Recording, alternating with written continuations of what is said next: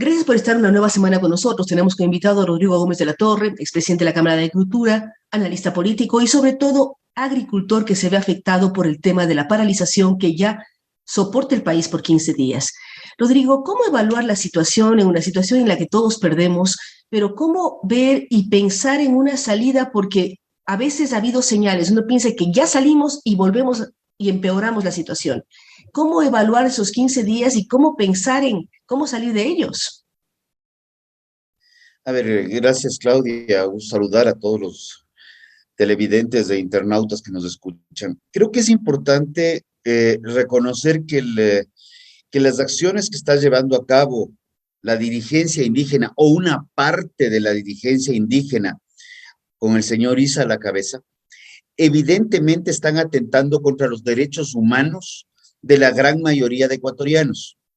Se está atentando contra el derecho a la libre movilidad, se está atentando contra el derecho al acceso de alimentos, se está atentando contra el derecho a la salud, se está atentando contra un sinnúmero de temas, el derecho al trabajo.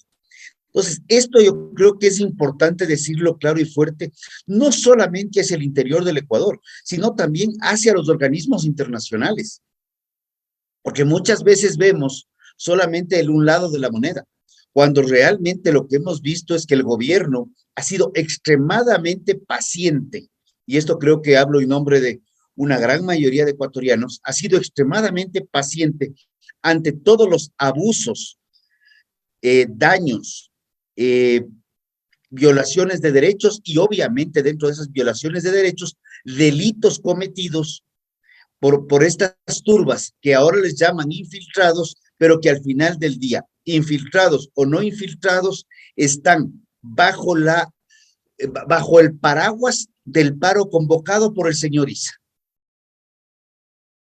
Es decir, tú mencionas algo con mucha... Ahora se habla de infiltrados, incluso el movimiento indígena, el señor Santi habla de los infiltrados, pero son los mismos infiltrados que tuvimos en octubre del 2019. O sea, ¿cómo no los identifican? ¿Cómo permiten que sigan participando? ¿Cómo permiten que se pongan en teoría ponchos y salgan a vandalizar las ciudades? ¿O es que hay conocimiento y son parte de? Porque nos quedan varias dudas. Y también, ¿cómo lograr, Rodrigo, que los vándalos sean sancionados? ¿Quiénes quemaron ese convoy en San Antonio de Pichincha? ¿Quiénes dinamitaron un convoy ayer en la cuenca Molleturo? ¿Cómo conseguir que sean sancionados y no que pase el tiempo y se dé una amnistía general? Yo creo que ahí también tenemos un tema muy claro. Hace días atrás, el gobierno nacional, en una acción eh, buscando soluciones, entregó la Casa de la Cultura. Al entregarse la Casa de la Cultura, la dirigencia indígena presente decía, vamos a limpiar los infiltrados y los que entren a la Casa de la Cultura serán solamente del movimiento indígena y obviamente sus bases. Posterior a esta entrega de la Casa de la Cultura, vimos actos de violencia en donde plantearon tomarse la Asamblea Nacional, destruyeron nuevamente el edificio de la Contraloría General del Estado y esa noche también se fueron en contra de territorio internacional como el caso de la Embajada de Egipto. Entonces, ahí estamos viendo que si ya depuraron, como diríamos el término, ya depuraron en la entrada de la Casa de la Cultura, ya como que el discurso de los infiltrados se les va cayendo, pero sí hay evidencias claras de que hay una delincuencia organizada, armada, que sí está atentando contra los derechos humanos de quienes han escogido una profesión como la de policías y militares, que ese es el otro tema. Aquí los policías y militares debemos reconocer que han actuado con una prudencia eh, y una paciencia, me atrevería a decir, como seres humanos cuasi sobrehumana, porque los abusos que han recibido tanto la El Policía maltrato que han Nacional y recibido. los militares, con quienes me solidarizo radicalmente, porque no es lógico que el Estado de Derecho se plantee solamente para los delincuentes y los derechos humanos se planteen solamente para los delincuentes y terroristas y no se considere que también tienen derechos, como digo, Fuerzas Armadas, Policía Nacional, los ciudadanos en general, en donde nadie los está viendo y donde, a pesar de del informe que se presentó de la CIDH del 2019, sí hay una pequeña frasecita por ahí, un pequeño párrafo que hace referencia a la violencia extrema que ya ha sido referenciada por la Organización de Estados Americanos, OEA, y ha sido referenciada también por parte de Human Rights, los derechos humanos, que inclusive retiraron a sus funcionarios del Ecuador por las amenazas y ataques que sufrieron. Entonces, aquí sí es evidente y es claro, y hay que decirlo con fuerza, sí tenemos un problema gravísimo de ataque a los derechos humanos de la gran mayoría de ecuatorianos por parte de un grupo de delincuentes, grupo de terroristas por el tipo de armamento que están usando y un grupo de manifestantes que están inmersos en todo esto, donde sí es claro que directa o indirectamente el señor Issa está a la cabeza. Y el daño aquí de actores materiales es uno, pero los actores intelectuales también son directa y absolutamente responsables de las acciones. Es decir, Rodrigo señala con claridad que hay una responsabilidad y que además ya el mundo internacional ha señalado que hay violencia extrema por parte de los manifestantes, infiltrados o no, son los manifestantes. Es bueno indicarlo porque han vandalizado la Fiscalía General del Estado, la Contraloría, la Embajada de Egipto, han sacado todas las piedras del arbolito, han tumbado árboles, han colapsado las carreteras del país con volquetas de tierra, con llantas, con árboles y con una serie de cosas. Eso es violencia extrema. Además, Rodrigo, al estar en el mundo agrícola, ¿cómo conseguir que los agricultores poco más nos sirven las fincas cuando tienen problemas de entrega de leche, entrega de aves de corral, entrega de huevos, de productos, y en este momento, más bien, sus productos son botados al caño prácticamente? A ver, ahí vienen los otros, ahora vamos a los sinsentidos del paro. Dentro de 3 aspectos del paro, yo quiero comenzar con, el señor Issa hace referencia a que uno de los pedidos es que haya precios justos para el agro. Y que haya Sin embargo, acceso a educación, a salud y a un trabajo digno. Sí, vamos a los insentidos. Precios justos para el agro, pero no permiten sacar los productos y prefieren, y me lo han dicho en entrevistas, preferimos botar la leche por la sequía y si podemos cosechar las papitas o las habas, lo haremos, si no, lo perderemos y no hay problema. Entonces, precios justos para el agro, pero no les importa perder el 100%.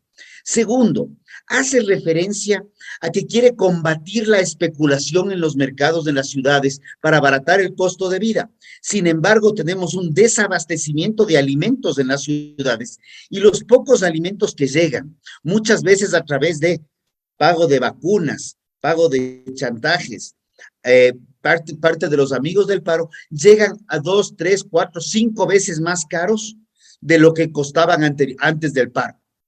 3, queremos preocuparnos por el ambiente. Sin embargo, pedimos que se siga subsidiando a los combustibles fósiles, que son los principales contaminantes.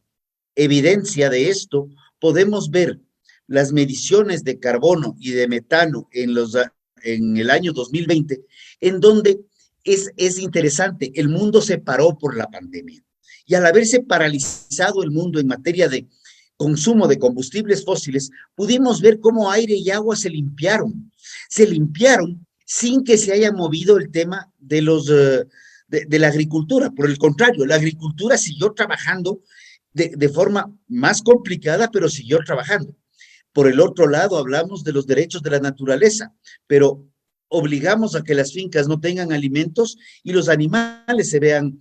El caso de pollos, el caso de huevos es gravísimo porque vemos planteles avícolas en donde mueren permanentemente estos pobres animales por falta de alimentos.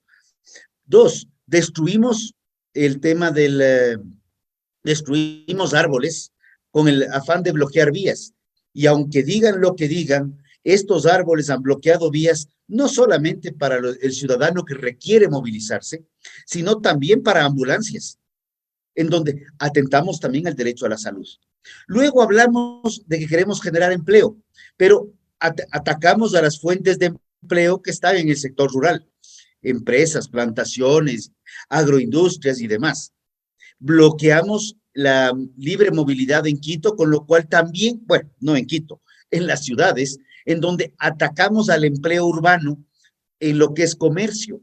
Entonces, todo lo que el señor Issa está pidiendo en sus 10 puntos se contradice naturalmente con las acciones que está llevando a cabo, en donde lo que está generando es una destrucción total del tejido social, está generando una mayor lucha de clases y no está reconociendo lo que la misma Constitución determina, que el Ecuador es un Estado plurinacional, pluricultural y pluriétnico.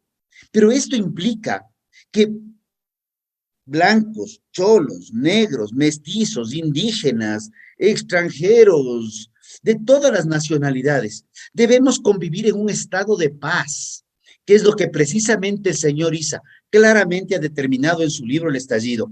Vamos a acceder al gobierno a través de la violencia, si es necesario, y lo estamos viendo ejecutándose. Aquí hay un libreto y como hemos podido ver, las concesiones que el gobierno ha entregado hacia los 10 pedidos han sido concesiones unilaterales, porque a cada concesión que se entrega hay una mayor radicalización del paro, porque aquí no hay camisa que le cuadre al señor. Aquí lo único que le interesa es ver cómo generar caos y parecería que ya hay un contubernio con respecto a ciertos actores de la Asamblea Nacional, en donde lo que están buscando es mayor caos, no solamente en calles, sino también un caos político que ha disparado los costos de obtención de crédito y sigue ahuyentando la inversión en el Ecuador con un riesgo país que sigue creciendo. Es que sigue creciendo. Vemos en esta semana, Rodrigo, los 15 días, cuántos eventos se han cancelado, cuántos turistas han quedado varados y encerrados en hoteles, quienes han venido para reuniones no las han podido tener. Es decir, ha habido un caos en todo el Ecuador y esto genera problemas de imagen, de riesgo país y una serie de puntos que ya Rodrigo ha señalado.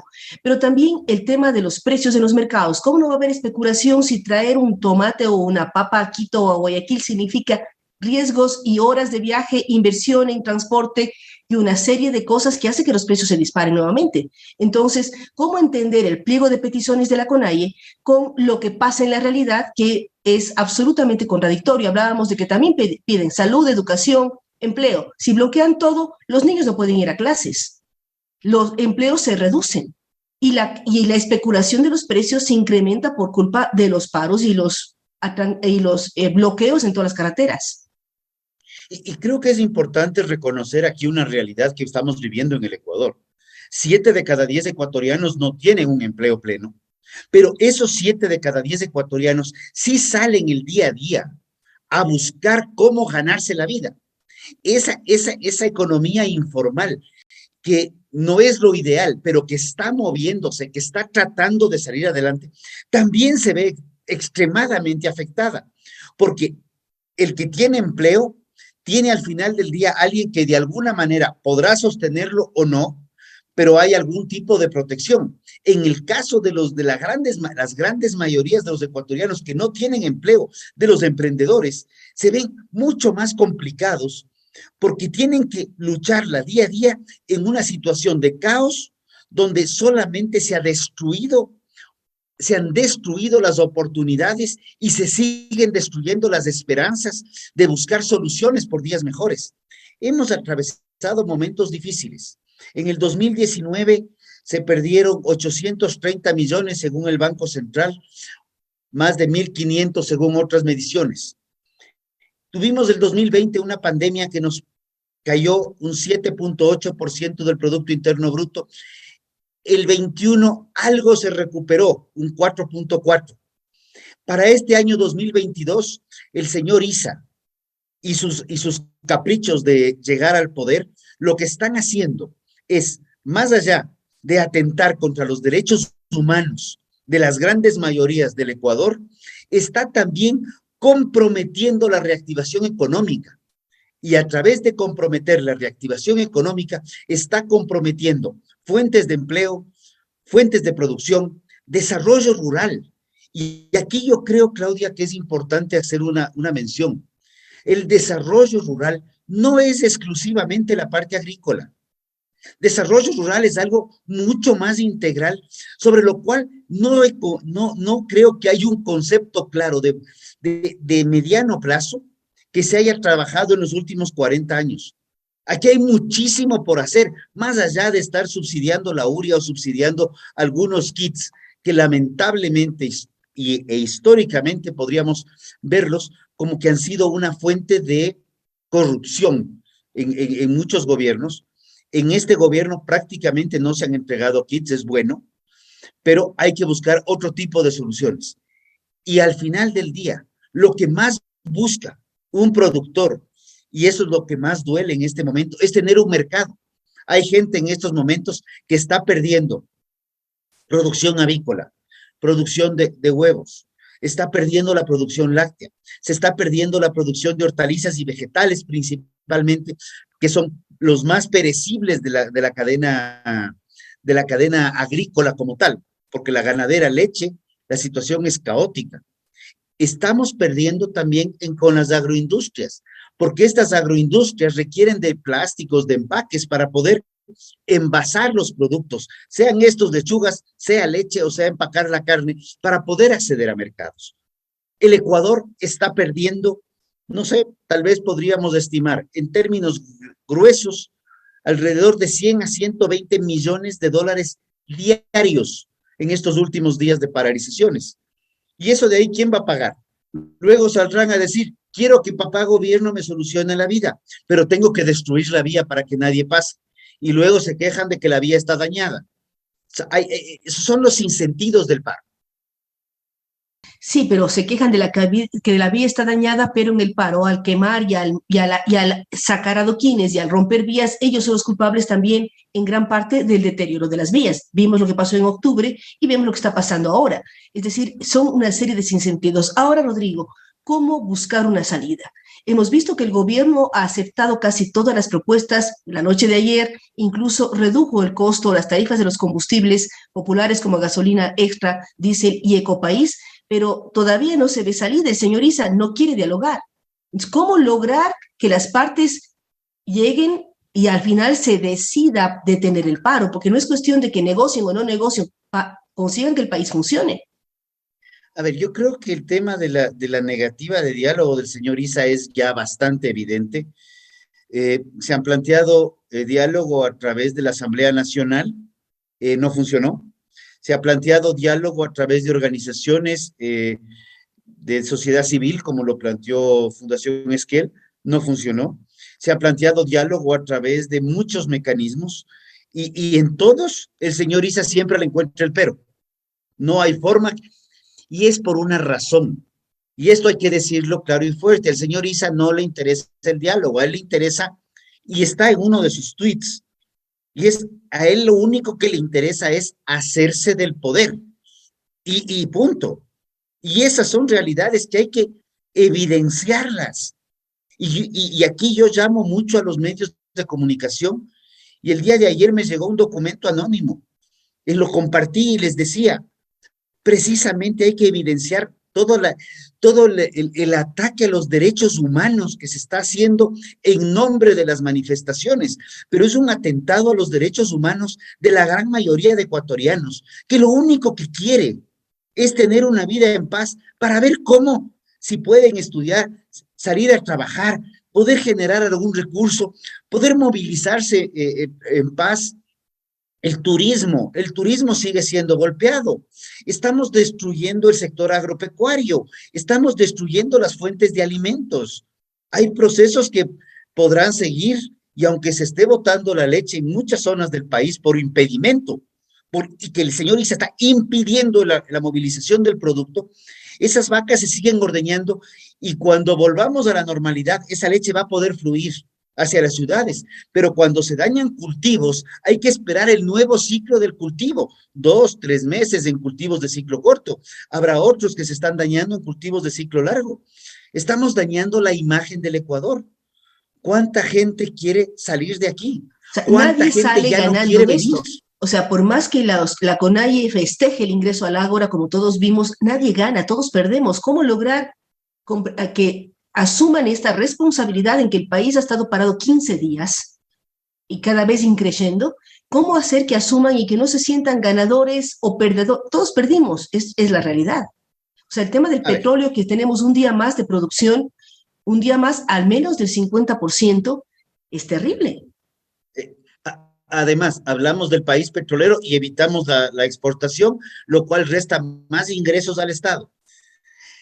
A ver, yo, Claudia, yo sí creería, abierta y públicamente lo digo sin ningún tapujo, necesitamos tener mesas de negociación con los distintos actores sociales, en donde se evidencie y se le invite al señor Isa, pero también a los otros movimientos y grupos sociales que están buscando soluciones y mejores días. Se requiere un gran pacto nacional. Este pacto nacional debe ser público. El gobierno no puede, si es que ha hecho alguna concesión en base a algún acuerdo privado, pues eso no puede darse. Todo acuerdo tiene que ser público y abierto. Tal vez habrá temas que tengan que guardarse en cierto grado de confidencialidad, pero evidenciar, vamos a entregar la Casa de la Cultura, por ejemplo, porque el señor Isa se ha comprometido a limpiar las vías. Pero hay otros actores sociales fuera de los que está hablando el señor Isa. Y personalmente creo que está utilizando el nombre de la CONAIE para hacerse de sus intereses particulares. Pero eso es una opinión personal. Pero abrir una mesa de negociación y diálogo amplia con el señor Isa o sin el señor Isa para tratar los grandes problemas nacionales que no están en el precio de los combustibles, no están en creer que vamos a generar empleo por decreto, ni que vamos a solucionar el problema de desnutrición crónica infantil en cuestión de una semana. Más allá del hecho que ya ha dejado claro que él no quiere decretos, que él quiere otras cosas. Pero aquí sí también hay digamos, una corresponsabilidad del gobierno y actores sociales en que se abran mesas técnicas, pero no solamente de mediación pacífica. Tienen que ser de mediación pacífica, obviamente, pero con ámbitos muy técnicos. Ok, ¿por qué el subsidio sí o no? ¿Cuál es el impacto del subsidio? ¿Es sostenible en el tiempo o no es sostenible en el tiempo? ¿Cómo vamos a manejar las estructuras de mejorar la educación? Vamos a abrir nuevamente, que no son lo ideal, las unidocentes hacia la zona rural, o vamos a seguir con la tosudez de tener solamente escuelas del milenio alejadas de las zonas rurales cuando los niños no pueden viajar y llegar a ellas porque los caminos están mal. ¿Vamos a hablar de subsidios para el agro o vamos a corregir las distorsiones internas que encarecen la producción nacional, como el impuesto a la salida de divisas, excesos de trámites y demás cosas? Vamos a seguir trayendo insumos carísimos al Ecuador porque hay distorsiones internas en la economía que los encarecen con respecto a Perú o Colombia, o vamos a abrir más competencia para que puedan ingresar los mismos insumos, misma marca, mismo origen, pero a mucho más bajo costo. Yo creo que aquí hay temas estructurales mucho más grandes que los pedidos bastante miopes de la CONAIE, en donde si bien llaman la atención, suenan bonitos y levantan furores, no están atacando ni de cerca la realidad de los problemas estructurales del Ecuador que los venimos viviendo los últimos 30, 40 años, en donde el gobierno de Loco del Ático más bien lo que hizo fue motivarlos y complicarlos más, generando una distorsión adicional en la economía, en donde podría comenzar por el impuesto a la salida de divisas. Sí, hay muchos temas, lo que pero hace es destruir todo. ¿cómo sentarse? O sea, yo estoy de acuerdo, debe haber mesas de diálogo técnicas y además con plazos previstos para que no se queden sentados por meses, sino decir, a ver, en tanto tiempo hay que resolver tales cosas con acuerdos generales y poniendo los puntos más importantes para el desarrollo del país, en economía, en salud, en educación, unas mesas por áreas específicas. ¿Cómo llegar a esto, Rodrigo, y cómo lograr el transparentar y que sea un gran acuerdo nacional en donde también la parte política está? Porque la parte política en este momento desde la Asamblea quiere derrocar al gobierno y meternos en una muerte cruzada, que se cruzará con las elecciones seccionales. Entonces, además de estar parados por el paro, vamos a estar todos parados por las nuevas elecciones, porque hay que decir las cosas como son. A ver, tenemos las próximas entre 24 a 48 horas extremadamente tensas Sí, por el hoy se tema dieron de político. vacación los jóvenes asambleístas para sesionar mañana. Yo podría recomendarles que se tomen nomás una vacancia una vacancia de unos 3 o 4 añitos, le haría muy bien al país, le haría de maravilla al país, pero así, 3 o 4 años de vacancia total legislativa, eh, creo que hasta sería una inversión pagarles para que estén fuera de la asamblea que no y que no asistan, aunque sea un sinsentido económico. Por otro lado, el gobierno tiene que marcar la cancha. Y marcar la cancha es decir, vamos a abrir las mesas de negociación, tal día, tal hora, señor Issa está invitado y todos los demás actores están invitados y Y el que traer no gente. viene, qué pena. Están Y el invitados que no todos, viene, qué pena. qué pena. Si Aquí es arranca tal día y tal hora. exactamente, así como dicen en un partido de fútbol. Se convoca el partido de fútbol, está el día, tal hora, en tal estadio, y si el equipo que no se presenta, no se presenta nomás, pues. Y si el jugador que no se presenta, no se presenta, pero es un actor más. Y esa es la cancha que se debe marcar. Y esto lo he dicho en varios foros desde hace varios tiempo. No podemos dejar, y esto de aquí no va a sonar políticamente correcto, pero no podemos dejar que el señor Issa siga siendo quien marca la cancha en un Estado plurinacional, pluriétnico y pluricultural, donde la gran mayoría del Ecuador está conformada por mestizos, en donde con orgullo digo, soy uno de ellos, pero trabajemos por un Ecuador de inclusión y no por un En Ecuador donde de todos exclusión, que es lo estemos que está planteando este apoyando. personaje.